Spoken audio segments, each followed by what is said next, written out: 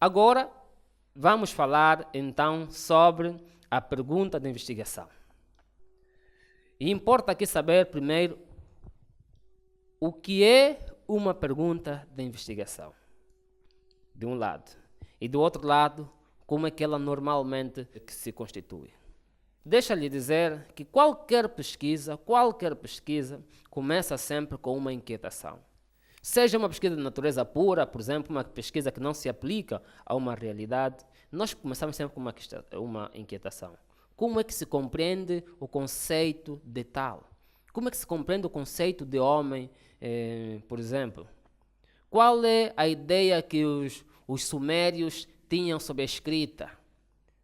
Estamos a falar de quê? Estamos a falar de questionamentos concretos que impulsionam a nossa investigação. E nós, na investigação, vamos fazer o quê? Vamos procurar respostas concretas para isto. Mas também, de outro lado, nós podíamos dizer, por exemplo, qual é o impacto da pandemia Covid-19 na vida dos americanos? Qual é o impacto do Covid-19 na vida dos angolanos? Aqui também estaríamos a falar de uma preocupação que eu tenho para apresentar um resultado em torno dessa questão. Então, a pergunta da investigação é mais ou menos uma inquietação inicial para que eu possa desenvolver a minha investigação. Agora, formular o problema consiste em dizer de maneira explícita, clara, compreensível e operacional qual é a dificuldade com a qual nos defrontamos que pretendemos resolver. Quando eu estabeleço uma pergunta de investigação, a minha preocupação é sempre captar a questão que eu quero resolver. O que é que você quer resolver com a sua pesquisa? Está a fazer a sua monografia ou quer orientar uma monografia? Embora para orientar monografia não basta esse curso que está a fazer, deverá fazer o outro curso que também temos aqui disponível, que é o curso para elaboração de dissertação, mas vamos imaginar que estejas a fazer o seu trabalho de monografia. Então, pergunta-se primeiro, que perguntas quer responder com a sua investigação? Identifique bem a pergunta, porque esta pergunta é que vai nortear todo o processo de investigação. Uma questão que às vezes se coloca é se esta pergunta, ou a pergunta de investigação, deve sempre estar na interrogativa. Há uma resposta que nos é dada por Prodanov e Freitas, que diz que, em regra, a pergunta de investigação vem na interrogativa.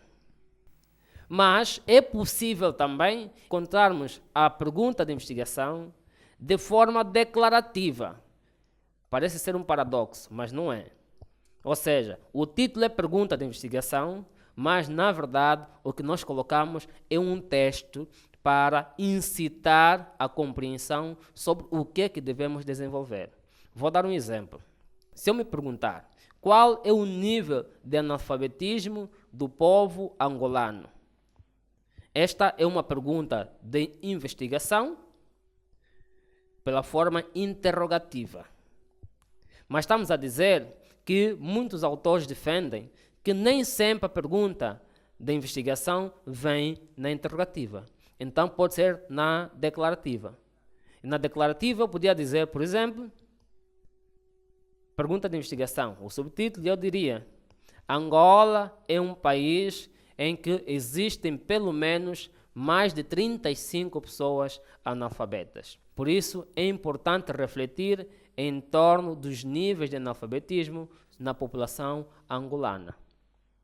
Aqui estou a falar de uma pergunta de investigação, mas pela declarativa. Como vocês podem perceber, eu, no segundo exemplo, não coloquei uma interrogação.